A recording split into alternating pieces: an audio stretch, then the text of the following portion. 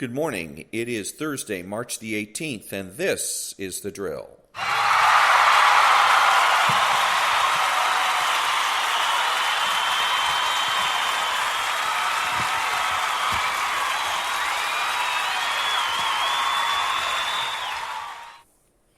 Thank you. And now the daily declaration for spiritual warfare. You will defeat the spirits of pride and rebellion. Do not let your hearts become filled with pride, for to the ground I will surely unleash my judgment. For to the proud I will surely unleash my judgment. If you hang on to your pride, I will make you small among the nations. You will be utterly despised. The pride of your heart has deceived you. You who say to yourself, who can bring me down to the ground? Though you soar like the eagle and make your nest among the stars, from there I will bring you down. But my humble servants will defeat the spirit of pride, and I will be their deliverance. Prayer declaration. Lord, let me be clothed with humility. Let all spirits rooted in pride or rebellion come out in the name of Jesus.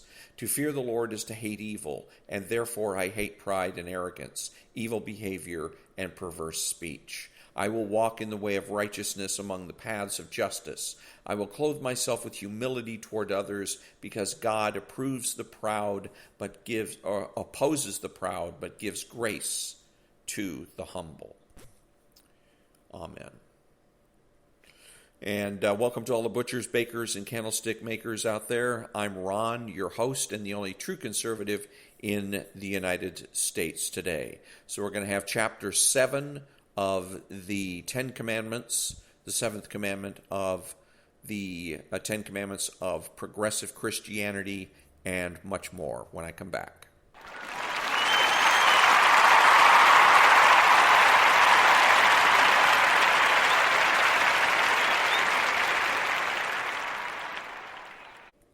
Thank you. And now for chapter 7, which is the seventh commandment of the Ten Commandments of progressive Christianity. And it's entitled, Meeting Actual Needs is More Important Than Maintaining Institutions. In his book, They Like Jesus But Not the Church, Dan Kimball highlighted a key shift in younger demographics, namely that they are disillusioned with the institutional church. They profess to follow Christ but are skeptical of organized religious structures.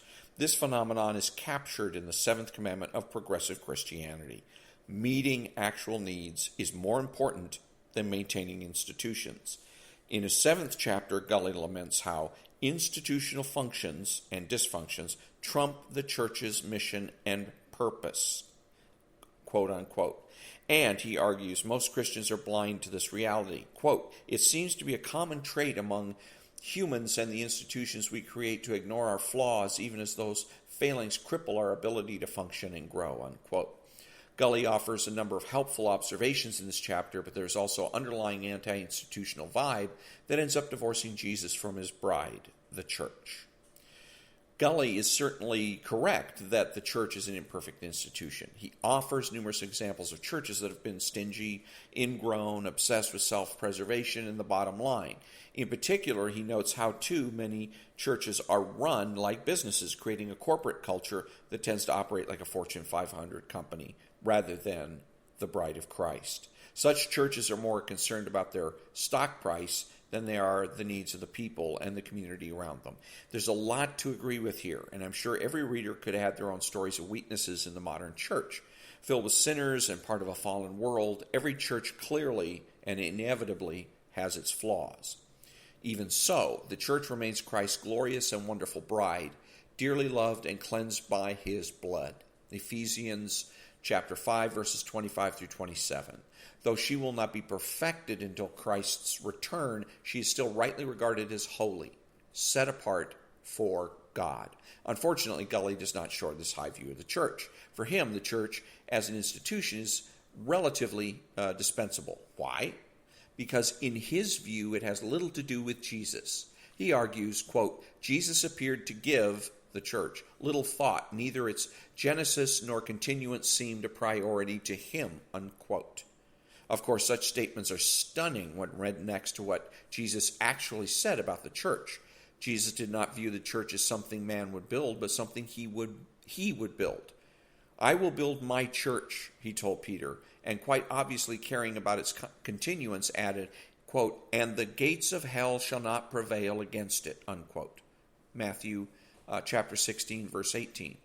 On top of this, Jesus cared about the way the church functioned, particularly the way it helped restore lost sheep, as we mentioned when citing the church discipline process outlined in Matthew chapter 18, verses 15 through 20. And take note that Jesus was not just concerned here with the invisible church, true believers spread across the globe, but with tangible, local expressions of the church that could even enact discipline over wayward members. In other words, Jesus affirmed the value of the institutional church. Much of the problem with Gully's account of the church is that he views it as having a purely horizontal purpose, that is, how humans relate to humans. The church should be about helping people in need, feeding, quote, feeding the hungry, befriending the lonely, loving the enemy, healing the sick, unquote. While these things are certainly within the church's overall purview, entirely missing from Gully's account is any vertical purpose for the church, how humans relate to God. No mention is made of the church's call to worship and glorify Jesus. No mention is made of the church being the setting in which God speaks to his people through his word. No mention is made of what God does through the sacraments. This goes a long way toward explaining why Gully is so frustrated with the church. He sees the main job of the church as solving society's social ills, and he seems upset that it is not doing enough. Such an approach fits remarkably well with progressive Christianity. If one's religious system is pure moralism, then of course the only applicable categories are the horizontal. The church then becomes just another version of the United Way or the local YMCA. In contrast, the biblical view of the church does not choose between vertical and horizontal dimensions. It affirms both. Of course, the church is to be a light and blessing to the world, but it is also designed to bring glory and praise to God and to proclaim his truth. Gully rightly points out that the church is an imperfect institution. Indeed, it can be frustrating to watch churches bogged down in their bureaucracy and procedure, failing to do what they are called to do.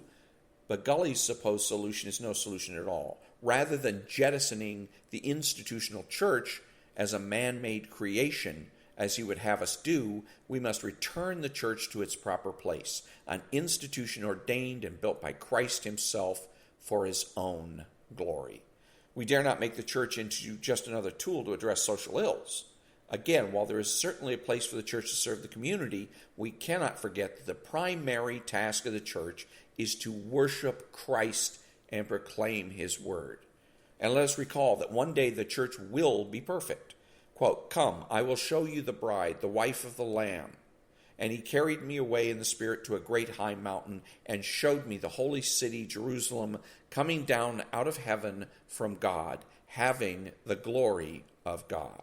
Unquote. Revelation chapter 21, verses 9 through 11. And that was, again, the seventh alleged commandment of the Ten Commandments of progressive Christianity.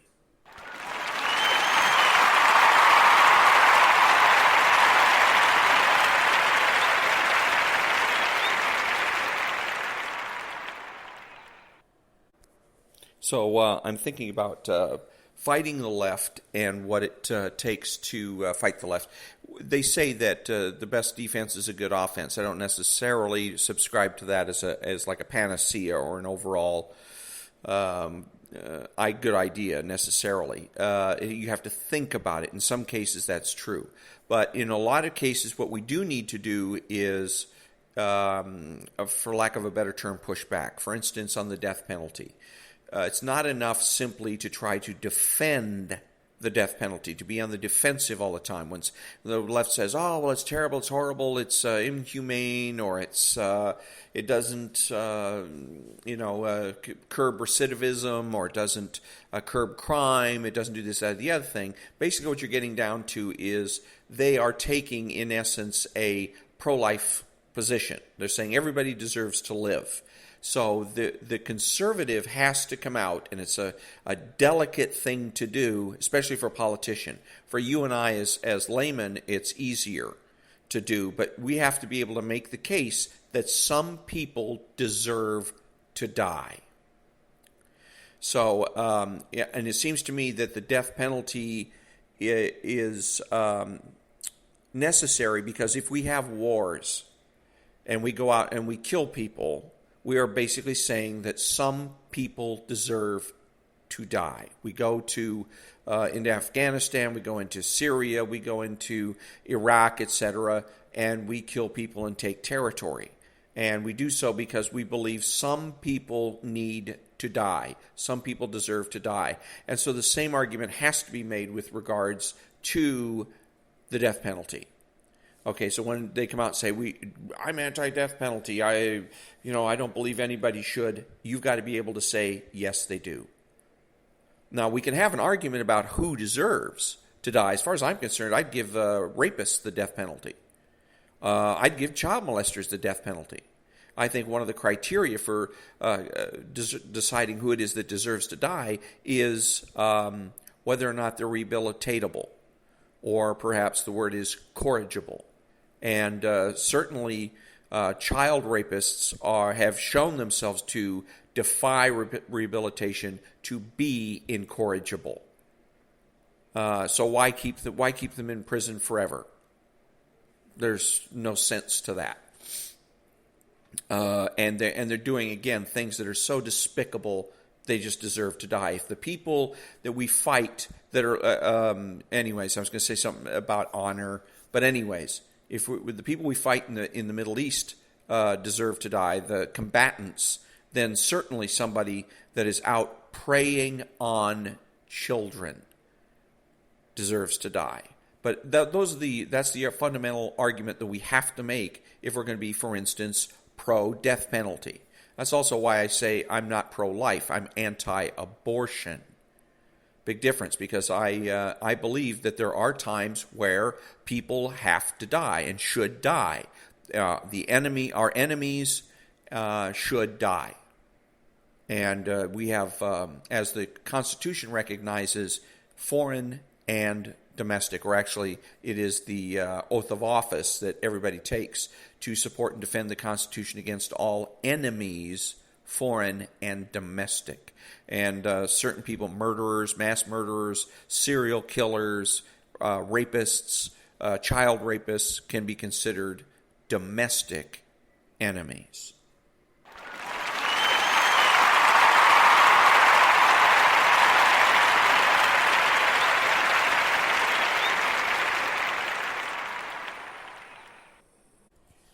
I was just thinking, too, about the never letting a good crisis go to waste. Anybody can use that. It's not just a rule for radicals. It's a rule for anybody.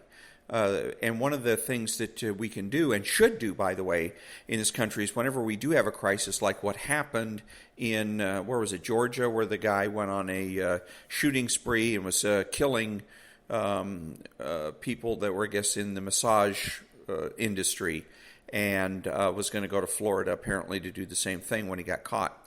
And so here's a good opportunity. Blame the left. Blame the left. And the left takes the blame on this one very easily, because the left is the one that promotes promiscuity. They promote promiscuity. This is again what I said, culture is important. People overlook culture because they think it is insignificant. It's not. It is important. All kinds of legislation is offered up because of what politicians perceive in our culture. If we have a culture of promiscuity, politicians are less likely to offer up anti-abortion legislation, at least federally. We see it some places in states where the states will offer up anti-abortion statutes. But at the federal level, they very rarely do it because they see a culture of promiscuity. You have Tinder and Grindr, to name at least two apps that are geared towards promiscuity, what is now referred to as hookups. So you have this guy that has been influenced by left-wing counterculture people to say, if it feels good, do it. And so he goes out and frequents prostitutes usually at massage parlors. So he then becomes, as he says, addicted to sex, or perhaps just addicted to all the excitement of illicit sex. Okay, because I'm sure, again, if he gets on Tinder or Grindr, he could probably find all kinds of willing sex partners and not having to do it illegally. You find, hook up with somebody, go to a hotel and have your jollies, and you don't have to worry about being arrested for engaging in prostitution. So probably the excitement of prostitution. But either way is because the left has created a culture in which the standard of behavior is promiscuity. Not chastity, but promiscuity. How much sex are you getting? And then the rest of it is sort of just, I guess, for stories to tell everybody who you're getting sex with and how and all that stuff. But it's basically now the standard of behavior. You're not a real adult. You're not a very sociable person. You're not somebody worth associating with if you're not constantly thinking about and getting sex. And so here's this guy following this diktat, this left-wing diktat, and to the point where he loses his mind and starts killing people, thinks that the solution to getting out of his predicament is to commit crime. But again, I really don't even think that's what he's about. Again, I think it's just a logical extension of his addiction to excitement. It's not his addiction to sex, it's his addiction to the excitement of breaking the law. He breaks the law by going out and consorting with prostitutes, and then when that no longer is ringing his bell, then he decides that what's really exciting is to go out and start murdering people. So, but anyways, the culture of promiscuity promotes comes from itself a promotion of excitement. That everything has to be exciting. Everything has to be fun all the time. If it's not fun, it's not worth doing. And that includes work. Doing work, raising your children, et cetera, et cetera. If it's not fun, don't bother with it. And that comes from several other things that I can get into at another time. But again, this is an opportunity, blame the left. Because you know for sure that we're going to be hearing from the left blaming the right. Blaming the Second Amendment. Blaming the NRA. Preempt, blame the left. So if you're with your friends, your buddies, your coworkers, whatever, and the subject comes up, you need to be able to say, and if not in person, then do it on Facebook, do it on Twitter, do it on Instagram, on social media where you've got a certain level of anonymity, but blame the left. Yeah, I heard about what happened in Georgia. It's too bad that this guy was allowed himself to be so influenced by left-wing counterculture, to be so addicted to excitement, so addicted to breaking the law that the left promotes all the time. And if they want examples of that, you should point to Portland, Seattle, Milwaukee, Chicago, New York, where the mayors simply allow people to go out, break the law, murder other people, and thereby create a culture of excitement. Everything has to be fun and exciting. And but anyway, tell your friends, your buddies, whatever, preferably on social media, because that's much easier to deal with, that it's the left's fault. Blame the left before the left starts blaming us.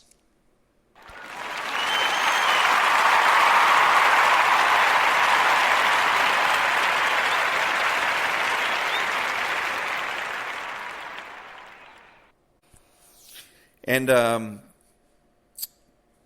the irony of the $1.9 trillion supposed stimulus package is that a lot of it, maybe even most of it, goes to help the rich. A friend of mine asked me once, he said, so, which is the party of the rich, the Democrats or the Republicans? And I said, the Democrats, of course. And he hesitated, and then he said, no. Let me ask you the question again. because he assumes that erroneously that it's the Republicans, and it really isn't. In a manner of speaking, I suppose you could say both of them. But the Democrats are the party of the rich because they represent union members. And union members are filthy rich. Some of the richest people in this country are union people. And I'm including athletes. Athletes are unionized in this country. But also just more regular, mundane unions. You have the Longshoremen's Union, the most powerful union in this country. If the Longshoremen's Union goes on strike, this whole country shuts down because all or a vast majority of the goods and services that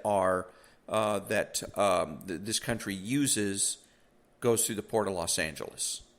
And so, and they've gone on strike once, maybe twice. Remember the last time they did, it didn't last long because people were literally panicking over it because it just shuts everything down. Nothing gets done. Nobody gets the goods that they need. So, and their average salary is $70,000 a year. There's a local station and show, John and Ken show on AM 640 KFI, and they are routinely.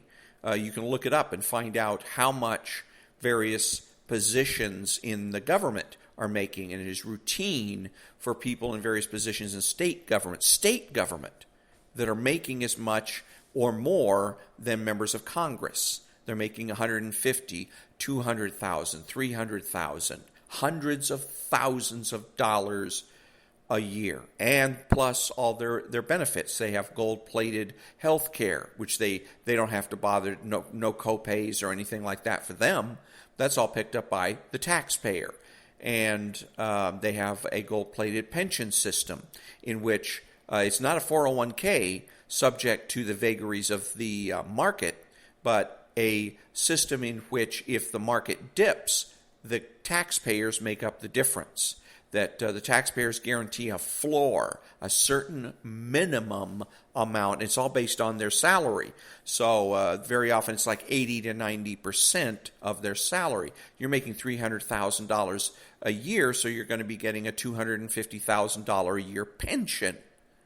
And it's guaranteed because if nothing else, then the government will raise taxes to pay for a shortfall if the market dips, etc. So, and these are people again. So the bill itself from Nancy Pelosi goes to blue states primarily to help them shore up their pension obligations. And their pension obligations are made to whom? The rich. I'm sorry, I don't see socialist paradise here. If they were going to do something, if they were really about the poor, if Nancy was really about the poor, wouldn't she be giving a majority of this money to the people that are fresh over the border? Right? That's the poorest people we have in this country, are the ones that are fresh over the border from Honduras or Guatemala or El Salvador or Mexico. They're dirt poor. Very often they're coming here with nothing but the clothes on their back. How much money did they get? To the best of my knowledge, none. Zero. So what an irony. And again, goes right back to what I've said before. Karl Marx was good at promoting revolution. But what happens when you win? What happens when you win the revolution? What do you do then when it comes to the point where you have to govern? Marx said, at the end of the day, when the revolution is complete, there will be some sort of a world government, nominal world government that will wither away over time, and then everybody will magically become an anarchist world, and we'll all peaceably trade amongst ourselves, supposedly. So in other words, what kind of government was it supposed to be? No answer. Who was supposed to run this? No answer.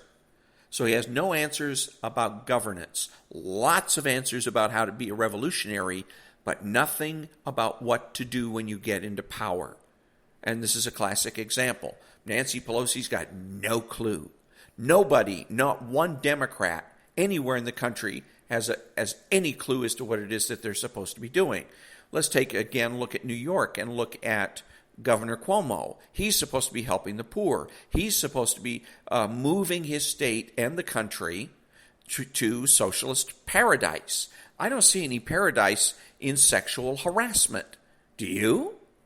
I don't see any paradise in committing what amounts to be mass murder of elderly people in nursing homes. Do you?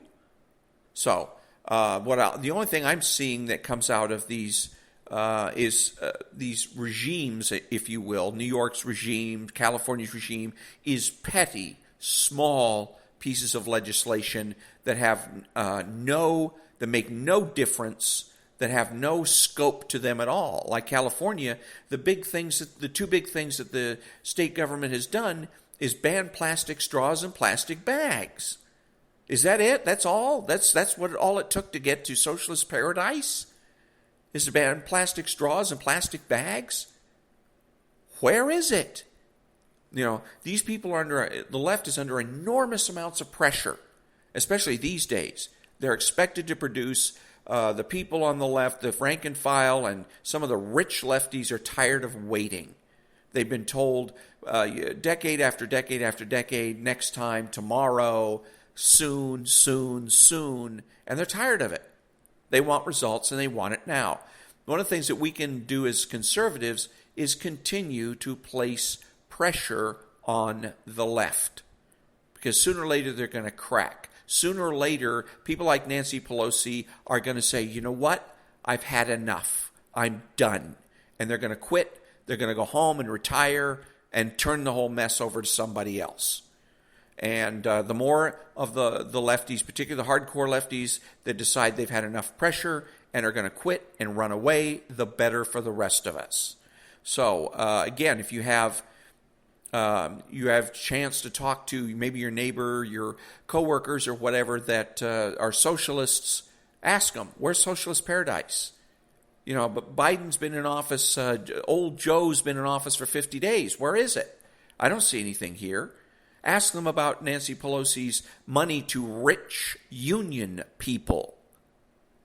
Okay? How is that paradise? Why isn't any of that money going? Ask them those questions. Put them on the spot. Put more pressure. Where's paradise?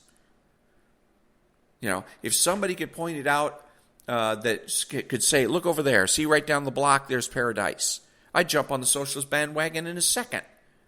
I'm a sensible guy. I love paradise. I love the idea of paradise. The problem is that the left never produces it. All they ever produce is hell. And then say, don't worry, it's coming, it's coming.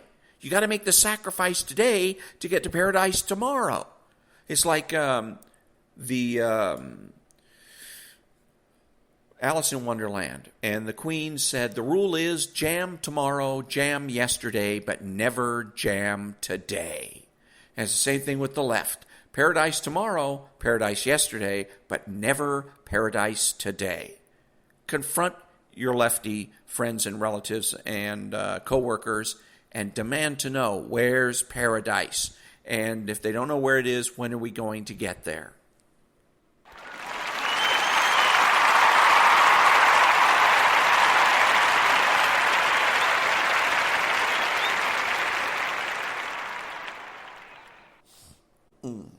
Well, that brings me to the conclusion of another episode of The Drill. Be honest, be smart, be beautiful. I'm Ron, and that's The Drill.